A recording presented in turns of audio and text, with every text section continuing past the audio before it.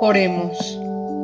Amado Dios Padre, que por medio de nuestro Señor Jesucristo el día de Pentecostés derramaste con infinito amor la gracia de tu Santo Espíritu, que es fuente brotante de vida eterna. Hoy, al leer tu palabra, te pedimos humildemente, ven Espíritu Santo, guíanos y concédenos espíritu de discernimiento, sabiduría y revelación, para que podamos conocerte y vivir conforme a tu perfecta y amorosa voluntad. Amén.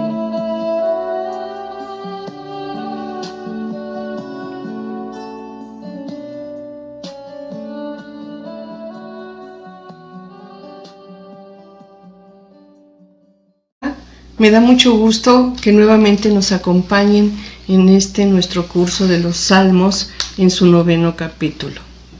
El día de hoy vamos a ver un salmo hermosísimo, bajo las alas del poderoso, bajo las alas divinas. ¿Sí? Me estoy refiriendo al Salmo 91. Es un salmo anónimo, no sabemos quién fue su autor. Pero antes de entrar al estudio y al análisis y a la oración que del Salmo hagamos, porque eso es lo importante, nunca perder de vista que los salmos son oraciones. Oraciones cantadas. Sabemos que tenían música, misma que se perdió porque no había, en el momento en el que estos se escribieron, no existía todavía un sistema de escritura para poder dejar registro de su música. Pero antes de entrar a analizarlo,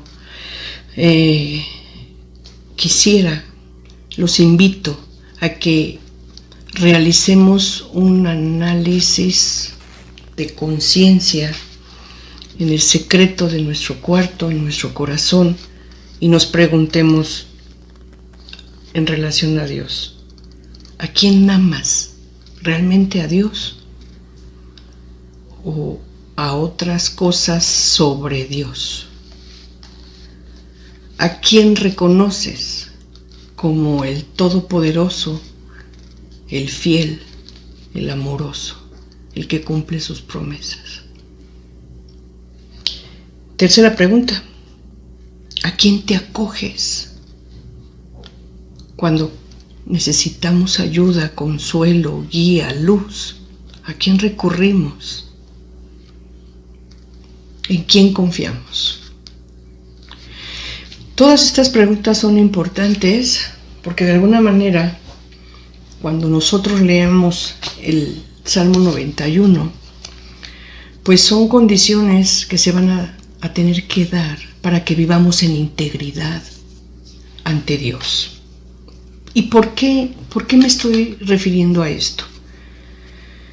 Con tristeza, con indignación, con molestia, enojo, he visto cómo se refieren al Salmo 91, sobre todo en internet y todas estas formas que ahora se utiliza de comunicación, el WhatsApp, el internet, el Facebook, todas estas. Y me indigna, me enoja, me duele que al referir el Salmo 91 dice: Salmo poderoso, Salmo de protección, el colmo, Salmo para dormir, Salmo contra tus enemigos para vencerlos. Utilizando estas palabras como si se tratara de publicidad o manera de atraerte. ¿Para qué? Para confundirte en la lectura, en la interpretación y en la correcta oración que uno debe de hacer con este Salmo 91. El Salmo 91 no es una fórmula para vencer a los enemigos. El Salmo 91 no es una varita mágica, ni tampoco es una lectura que por el solo hecho de leerla, ¿sí?, esté operando un poder. El Salmo 91 no es para abrirlo en nuestra Biblia, la palabra de Dios, abrirla y dejarla abrirla en el Salmo 91 porque es protección. No, nos están extraviando. El Salmo 91, como el resto de los salmos, como el resto de la palabra de Dios, es para ponerse en presencia de Dios, pedir Espíritu Santo para que nos dé comprensión de su palabra y que en oración con este salmo, como en el resto de la palabra de Dios, entremos en conversación con Dios.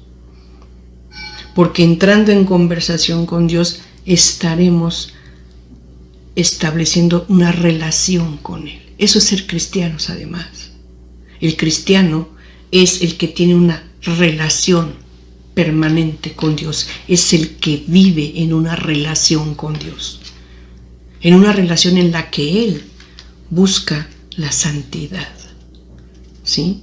Ser adeptos en el Señor. No estoy hablando de ser santos, estoy hablando de una vida de santidad, en la que nos vamos a esforzar para vivir en integridad con Dios, en la voluntad de Dios, amando a Dios, reconociendo a Dios como el Todopoderoso, acogiéndonos a Él y solamente a Él, y confiando en Él y solamente en Él.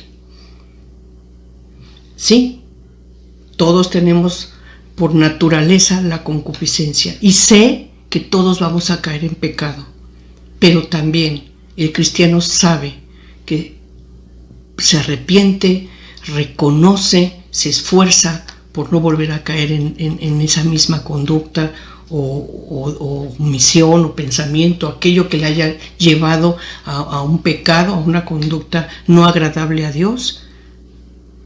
Se levanta y sigue adelante sabiendo que cuenta siempre con el perdón de Dios. Eso es ser adeptos en el Señor. Eso es llevar una vida de santidad.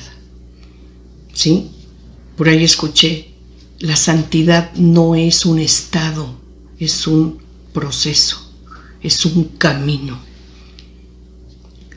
Vivir en santidad, vivir en la voluntad de Dios, o tratar de vivir en la voluntad de Dios.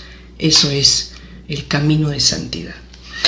Entonces, así tenemos nosotros que si vemos el Salmo 91, si nosotros vemos el Salmo 91, nos vamos a dar cuenta de que desde el primer versículo que leemos, dice ciertas condiciones que se requieren para que las promesas que en el mismo Salmo se contienen, se cumplan en nuestra persona. Y así vamos a ver que como condiciones, y lo dice claramente, Dios espera que lo amemos. Hay que amar a Dios. Hay que vivir en obediencia a Dios. Hay que confiar en Dios. Y solamente que se cumplan esas tres condiciones, amar a Dios, vivir en obediencia, confiar en Dios, es entonces que las promesas que el mismo Salmo contiene se van a poder cumplir en nosotros, en nuestra vida. Dios nos va a librar, nos protegerá, será un refugio para nosotros, estaremos seguros con Él, no tendremos temor. Él nos dará respuestas cuando las pidamos, Él nos defenderá, Él nos ayudará a vencer, Él estará con nosotros en el sufrimiento, Él nos dará honra y nos dará la salvación. Antes de iniciar la lectura, me gustaría aclarar, explicar el vocabulario de este salmo. Encuentro yo dos palabras que conviene aclararlas. El salmo encontramos que menciona a Elión. ¿Qué quiere decir esto? Bueno, es una palabra en hebreo y quiere decir el poderoso, el supremo, el altísimo. Después también vamos a encontrar la palabra Shaddai. ¿Qué quiere decir Shaddai? También es una palabra en hebreo que quiere decir el todo suficiente, el poderoso y amoroso. Entonces, ¿a quién se está refiriendo? Pues a Dios, obviamente, ¿sí? Es el nombre que se le da a Dios según la escuela de la que se esté tratando el escrito que estamos leyendo. Nosotros sabemos que había la escuela yavista, en donde le llamaban Yahvé, la escuela eloísta, en donde era Elí o Elión, y la escuela sacerdotal. Entonces, con esto aclarado, podemos iniciar a dar la lectura a nuestro salmo, y dice así: Salmo 91. El que habita al amparo de Elión y mora a la sombra de Shaddai, diga a Yahvé, refugio y baluarte, mi Dios en quien confío. Aquí tenemos la primera condición, ¿sí? Este Salmo 1 y 2, ¿verdad? Es la condición, nos está mostrando que para que las promesas que a continuación nos va a dar Dios se puedan cumplir, primero tenemos que habitar, ¿verdad? Dice, el que habita en Elión y mora a la sombra de Shaddai. O sea, vivir en integridad con Dios. Vivir en la voluntad de Dios. Si es así, entonces vas a reconocer y vas a decir, diga Yahvé, refugio y baluarte mío, mi Dios en quien confío. En relación a estos versículos 1 y 2 del Salmo 91, encontramos en el Evangelio de Lucas, en su capítulo 10, versículo 38 y 42, dice, yendo todos de camino, entró en un pueblo donde una mujer llamada Marta lo recibió en su casa. Y tenía una hermana llamada María, que sentada a los pies del Señor, escuchaba su palabra mientras Marta estaba atareada en muchos quehaceres. Esta dijo, Señor, ¿no te importa que mi hermana me deje sola con todo el trabajo? Dile pues que me ayude. Le respondió el Señor, Marta, Marta, te preocupas y te agitas por muchas cosas, y hay necesidad de pocas, o mejor, de una sola. María ha elegido la mejor parte y no le será quitada. ¿Qué está diciendo aquí nuestro Evangelio de Lucas? ¿Qué está diciendo aquí el Salmo 91 en su versículo 1 y 2? Reconocer a Dios como lo primero y vivir en integridad con Él, en voluntad, nuestra conducta que sea voluntad de acuerdo a lo que Dios espera en su amor. Si nosotros le damos más importancia a otras cosas, como en el caso de Marta, es que entonces no es lo primero para nosotros. Es que entonces no es para nosotros importante habitar, ¿verdad?, en integridad con Dios. Esto nos está diciendo el Salmo 91, que es importantísimo estos dos versículos, porque de no ser así, el resto de las promesas, pues, no operaría.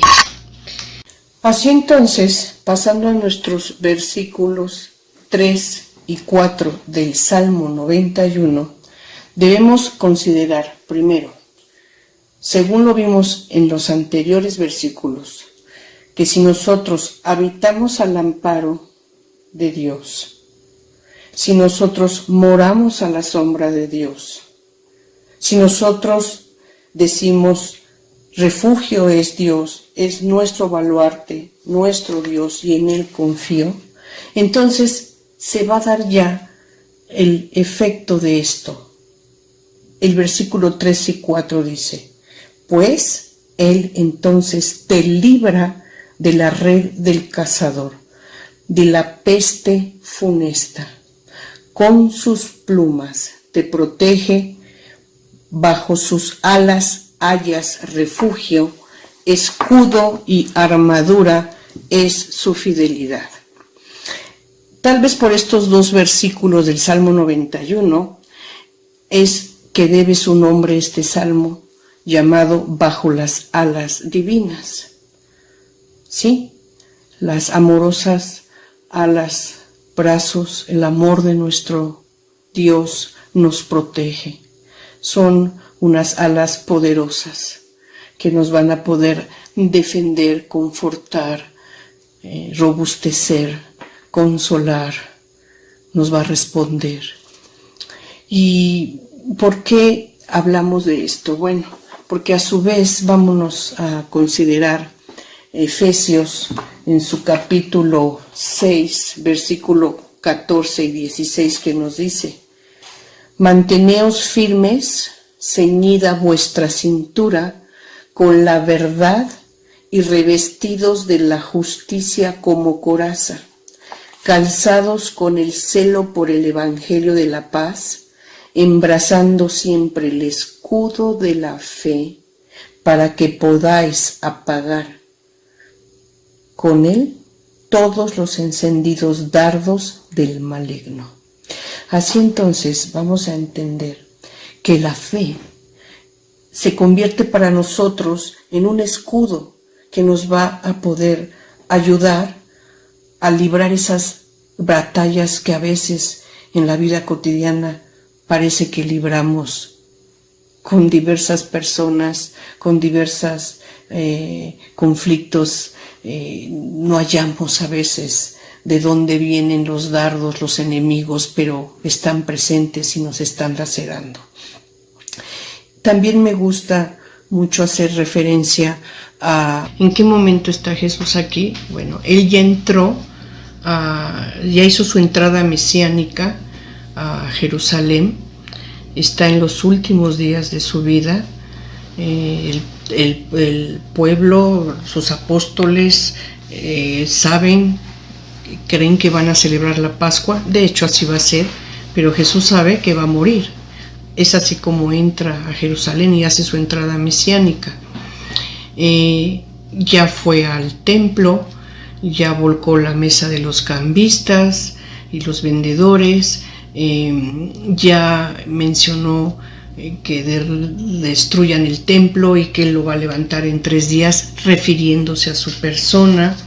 Todo esto, bueno, fue tomado por la autoridad religiosa judía de muy mala forma y manera, que estaban buscando en realidad pretexto, manera, forma de darle muerte y de imputarle algún delito que lo pudiera llevar a juicio político ante la autoridad romana, que en ese entonces era el procurador Poncio Pilatos.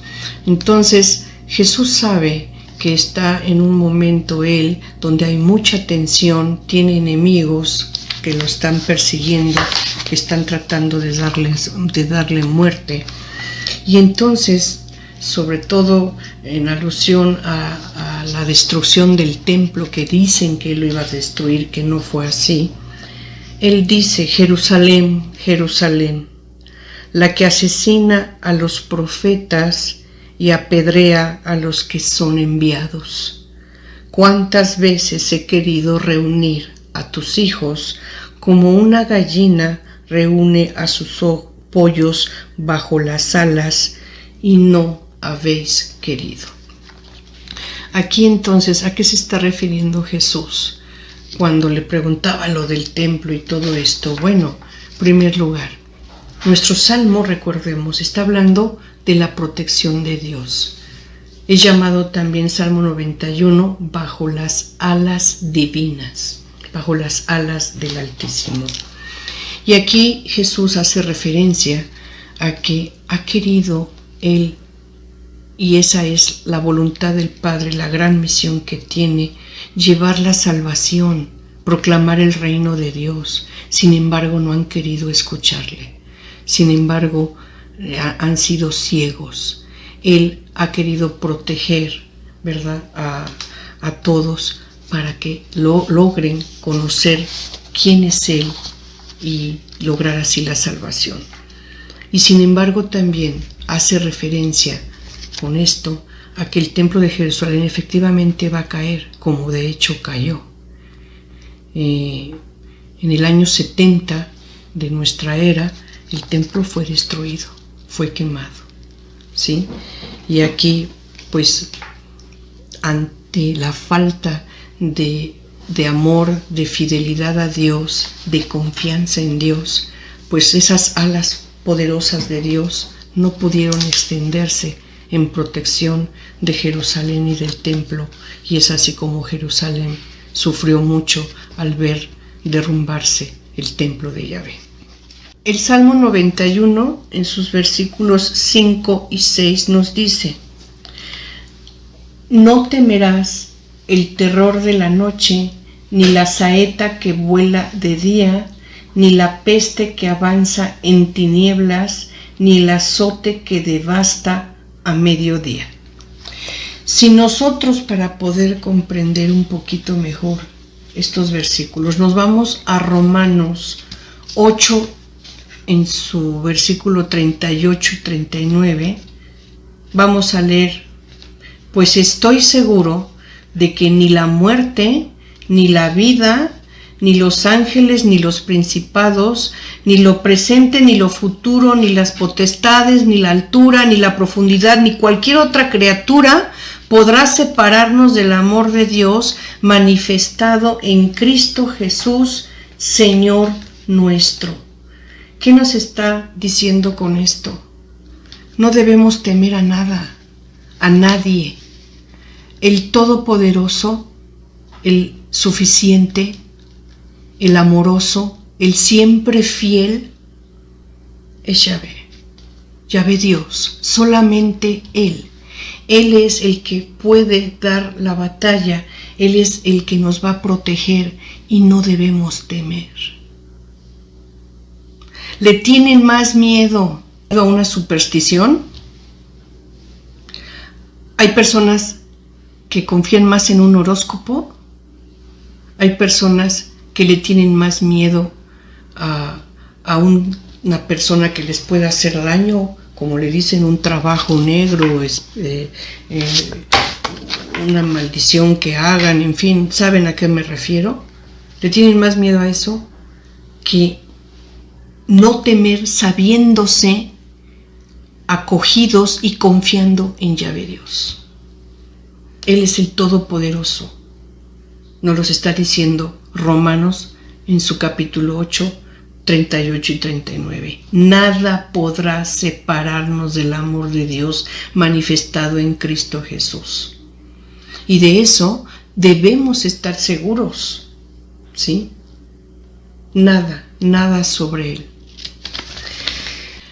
Los versículos 7 y 8 del Salmo 91 nos dicen: aunque caigan 1000 a tu lado y 10,000 a tu derecha, a ti no te alcanzará. Basta con que fijes tu mirada, verás la paga de los malvados. Para ilustrarnos un poquito más en esto, podríamos irnos a Romanos en su capítulo 8, versículo 36 y 37, que nos dice, versículo 36.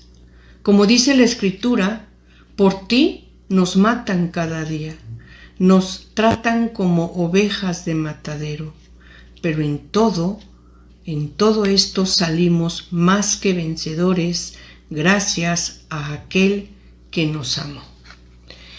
Estos dos versículos son de verdad de suma importancia. ¿Por qué? Porque nosotros sabemos que vivimos en un mundo gobernado por el maligno. Lo dice la Escritura.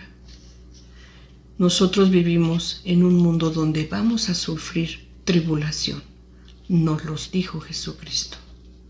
Nosotros vivimos entonces en un mundo en donde a veces sentimos que las cosas no nos funcionan en justicia y en verdad. Vemos como muchas veces al impío, al malvado, al deshonesto, al mentiroso, al ladrón, al corrupto, al infiel, al no creyente, le va bien. y nos sentimos nosotros en integridad con Dios. Sentimos que vivimos en un esfuerzo por cumplir con su amor, con su palabra. Y sin embargo, caemos. La vida, las circunstancias, las necesidades nos golpean. La enfermedad a veces nos azota.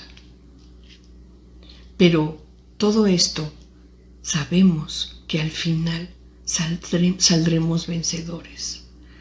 Más rápido, más pronto, más tardado, más después, pero el impío, el ladrón, el corrupto, el mentiroso, el pecador, no va a ser vencedor, no va a salir triunfante, no va a mantener los premios y las coronas, no va a mantenerse en el triunfo.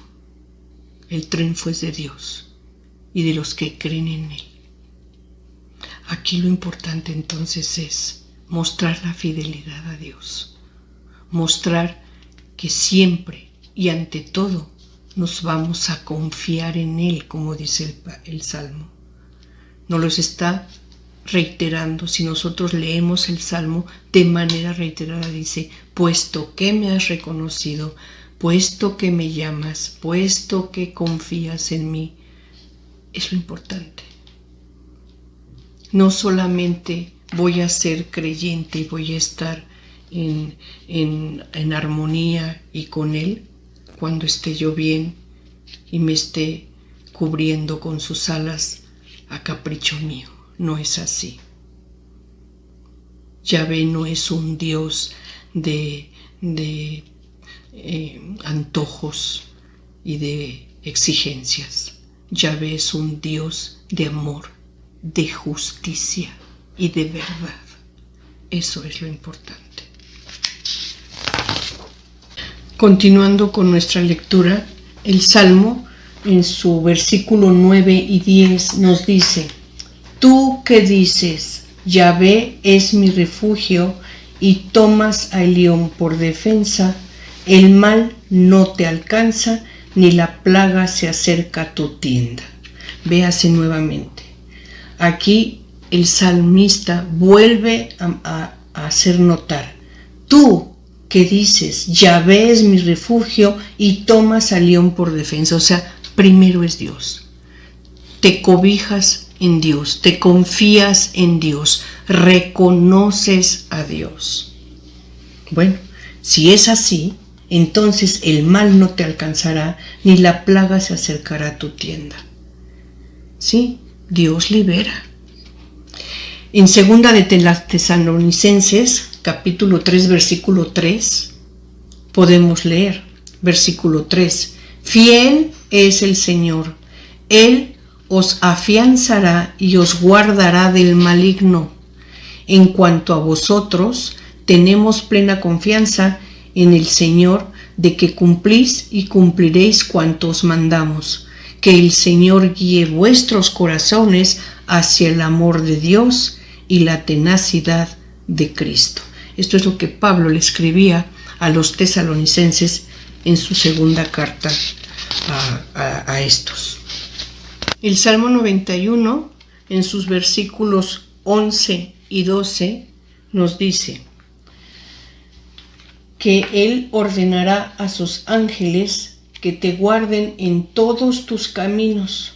Te llevarán ellos en sus manos para que en piedra no tropiece tu pie. Y aquí la pregunta es, para que esto ocurra, para que Yahvé Dios ordene a sus ángeles que te guarden en todos tus caminos, para que tu pie no tropiece, se necesita primero, repito, que se cumplan lo que Dios espera que hagamos, que lo amemos, que confiemos en Él, que vivamos en integridad con Él, que obedezcamos su voluntad. Y para ilustrar esto, no más que el Evangelio de Mateo, en su capítulo 4, versículos 5 al 11. ¿En qué momento estamos aquí? Bueno, pues Yahvé Dios está iniciando su ministerio. Ya fue bautizado por Juan el Bautista, ya se reveló Dios a su Hijo, ya recibió esa unción de Espíritu Santo, ya está lleno de Espíritu Santo y va al desierto a hacer un retiro espiritual, a prepararse él para iniciar esta gran misión que sabe que debe cumplir en obediencia al Padre, porque él, Jesús, que nunca tuvo pecado, siempre fue obediente al Padre. Y aquí está la importancia de lo que nos dice el Salmo 91 en este versículo 11 y 12. ¿Qué sucedió? Voy a darle lectura. Mateo capítulo 4, versículos 5 a 11.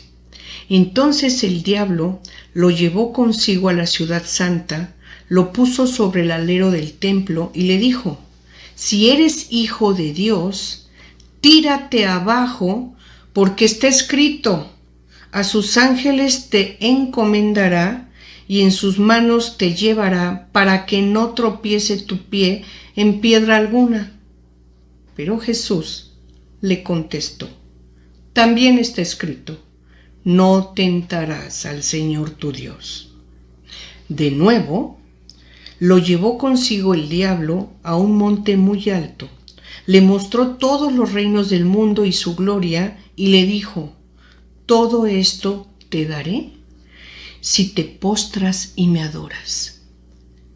Dijo Jesús: apártate, Satanás, porque está escrito: al Señor tu Dios adorarás y solo a Él darás culto. El diablo finalmente lo dejó y entonces, solo entonces, se acercaron unos ángeles y se pusieron a servirle. Aquí lo vemos. Primero, démonos cuenta lo que está sucediendo. El maligno, el diablo, Satanás, ¿sí?, usa la misma escritura, la misma palabra de Dios para tratar de engañar. ¿Y qué le dice a Jesús tentándolo para que abandone la obediencia y el amor de Dios? Tírate por este acantilado. Al fin, que la palabra de Dios dice que a sus ángeles mandará para que te guarden todos tus caminos y tu pie no tropiece en piedra alguna. Jesús se da cuenta de que lo está tentando. Jesús se da cuenta de que con la propia palabra, en este caso, el Salmo 91, en sus versículos 11 y 12, lo está tentando para que él caiga en desobediencia de Dios, ¿verdad? Retándolo a que compruebe la palabra de Dios, retándolo a que aviéntate a ver si es cierto, ¿no? Y si es cierto, bueno, tú estás seguro de que los ángeles te van a proteger para que no resbale tu pie en piedra. Él le contesta: no tentarás al Señor tu Dios. También nos dice la Escritura: yo no voy a ponerlo a prueba. El maligno lo vuelve a tentar y le dice: todo este mundo que me ha sido dado, te lo voy a dar a ti si me adoras. Y él le dice: no. La palabra de Dios dice: al Señor tu Dios adorarás y solo a Él le darás culto. Entonces Jesús le mostró y se mantuvo en obediencia, en amor a Dios, en integridad a la fidelidad a Dios, confiado en Dios, reconociendo a Dios, y solamente después de que todo esto sucedió es que aparecieron los ángeles y se pusieron a servirle. Entonces, si nosotros queremos que Dios mande a sus ángeles, como dicen los versículos de nuestro Salmo 91, si queremos que nos mande a sus ángeles y nos proteja, primero tenemos que estar en amor a Dios, en confianza a Dios, en obediencia a Dios. Continuando con los versículos 13 y 14, dicen: pisarás sobre el león y la víbora, hollarás al leoncillo y al dragón. Puesto que me ama, lo salvaré, lo protegeré, pues me reconoce. Nuevamente, vemos aquí como Yahvé Dios nos está diciendo: puesto que me ama, porque me reconoce, es entonces que va a poder pisar sobre el león, la víbora, hollará al leoncillo y al dragón. O sea, vamos a poder vencer adversidades, vamos a poder vencer retos, calamidades, vamos a poder salir adelante en cualquier situación difícil que se pueda presentar, porque nosotros reconocemos, amamos a Dios, nos confiamos a Él. Si nosotros leyéramos Romanos en su capítulo 16, versículos 18 y 20, refiere primero a aquellos impíos no íntegros ante Dios y después a los que sí lo son, y nos dice: no sirven a nuestro Señor Jesucristo, sino a su propio vientre, y por medio de suaves palabras y lisonjas seducen los corazones de los sencillos.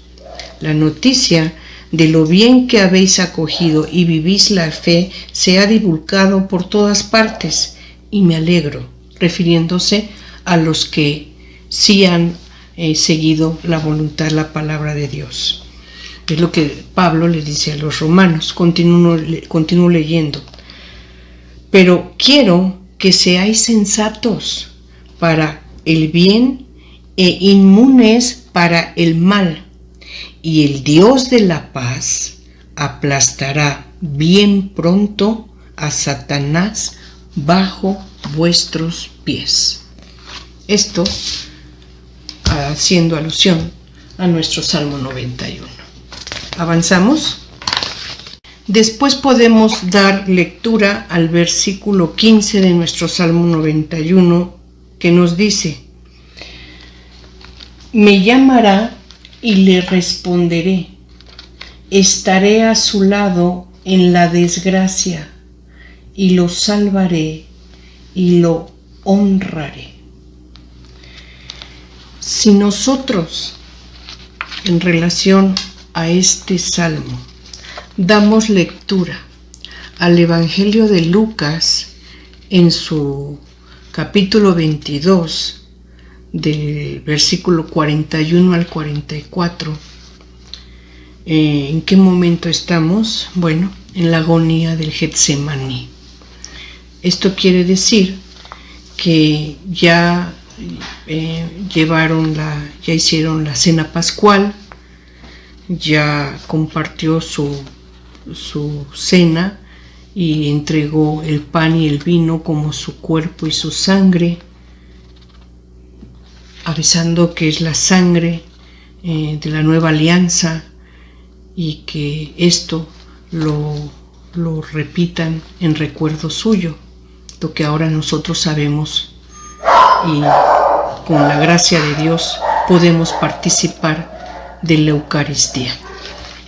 Y entonces, ¿qué pasó de esto después? Bueno, sale de ahí y nos dice Lucas que Jesús se apartó de ellos como un pie de piedra, es una distancia, se puso de rodillas y oró y decía: Padre, si quieres, aparta de mí esta copa, pero no se haga mi voluntad sino la tuya. ¿Qué está pasando aquí? Jesús está, como dice el Evangelio, no el de Lucas, lo encontramos en otro de los Evangelios, habla de que su alma está triste hasta la muerte. Esto nos lo dice, me parece, el Evangelio de Mateo. Y otro de los evangelistas dice que se siente con pavor. Tiene miedo. Jesús en su naturaleza humana experimenta miedo, experimenta pavor, experimenta tristeza hasta la muerte. No quiere enfrentar aquello que sabe que va a sufrir. Sabe que va a ir a la cruz, sabe lo que le va a pasar en la cruz, sabe que va a ser coronado en espinas, va a ser flagelado, traspasado, que va a ser una agonía tremenda. Y claro que en su naturaleza humana, lo vimos en el capítulo anterior, sufría y temía, tenía mucho miedo. El miedo, ¿verdad? No es falta de valor, simplemente es un sentimiento, un sentir natural en el ser humano cuando estás enfrentando un peligro, una agresión, algo doloroso, algo que va a golpear tu integridad física. Bueno, Jesús lo sufrió y le pidió al Padre. En otro de los evangelios también dice que le llama Abba, que es papito. Con cuánta angustia lo habrá dicho Jesús cuando nosotros escuchábamos en otros pasajes bíblicos que al referirse a él decía mi Padre, el Padre, con un respeto, con un amor, con una obediencia. En este momento, además de este respeto, de esa obediencia, de ese amor, se permite él mostrar su debilidad como en su naturaleza humana ante el Padre. Se permite mostrarle a Yahvé Dios su miedo, la pequeñez en la que se sentía, y le llama Abba, le llama papito.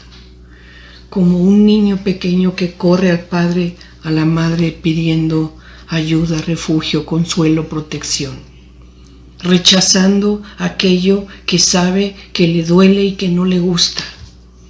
Así Jesús clamó al Padre, pidiéndole que le retirara el sufrimiento, que le retirara eso que era necesario para nuestra salvación. Él lo sabía, pero al final, obediente, confiado al Padre, dijo: pero no se haga mi voluntad, sino la tuya.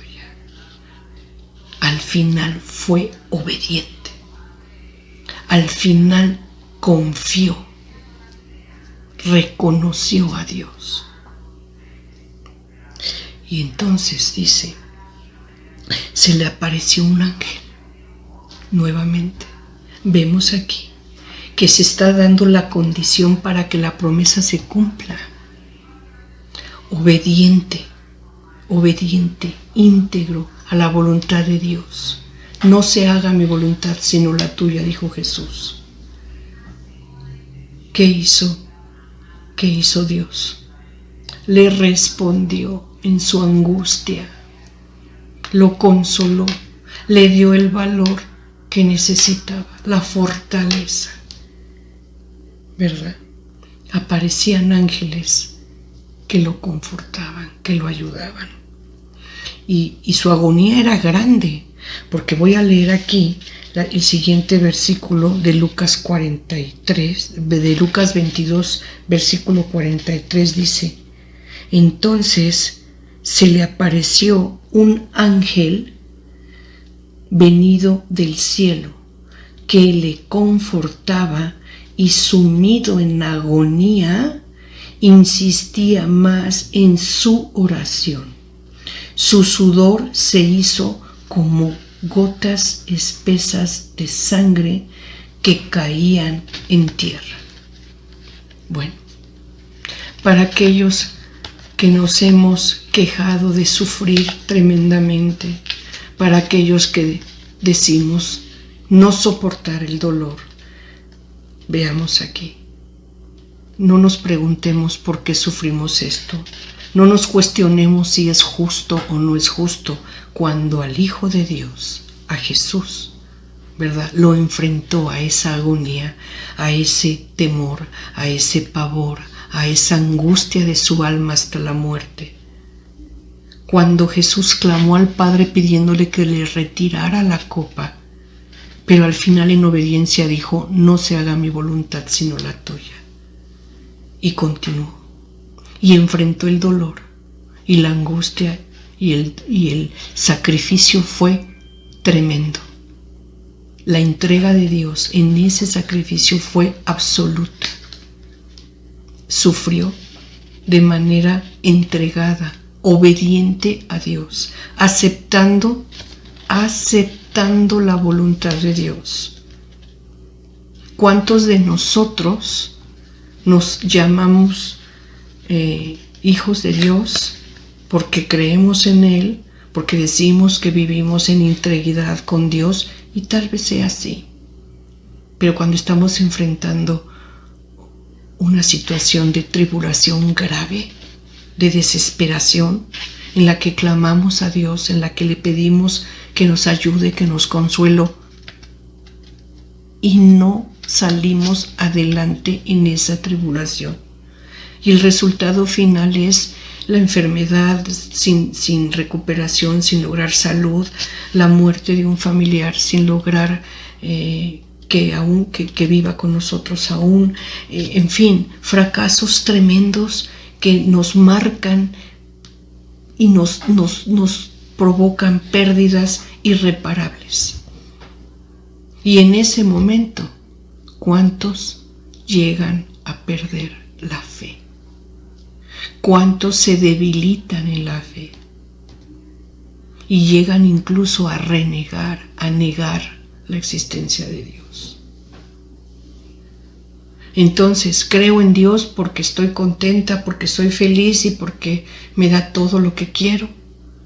Pero en la tribulación, en el dolor, en las pérdidas, en los fracasos, no. Yo no debo de sufrir, yo no debo de perder, yo no debo de morir, yo no debo de enfrentar fracasos. ¿Por qué no mejor ofrecemos ese sufrimiento a Dios? Que no sea nuestra voluntad, a veces caprichosa y necia, la que prevalezca. Que sea la voluntad de Dios, entregarnos confiada y obedientemente a Él, sabiendo que Dios, en su infinita sabiduría, en su perfecta voluntad, sabe por qué están sucediendo las cosas. Nosotros tal vez no tenemos las respuestas, pero las tendremos, finalmente las tendremos. La salvación que Dios nos va a dar, esa es la respuesta a nuestros ruegos ahorita que decimos no sabe escuchar Dios o no quiere escuchar Dios.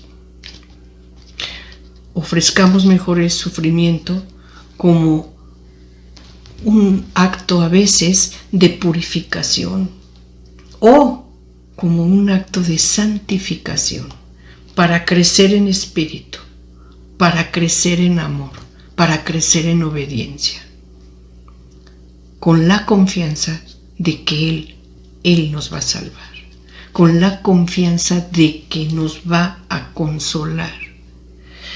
Y como dice en nuestro salmo, dice: responderá y estará a nuestro lado en la desgracia, en la tribulación, en el dolor. Él está consolándonos, Él está sosteniéndonos, Él está sustentándonos, dándonos a veces la fuerza que no tenemos, el valor que no tenemos,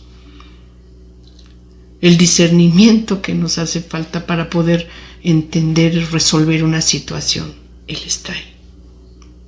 Confiemos en Él.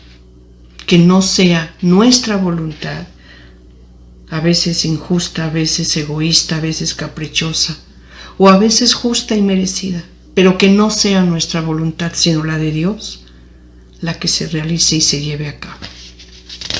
Y para terminar, tenemos el versículo 16 de este Salmo 91, que nos dice: los saciaré de larga vida, haré que vea mi salvación.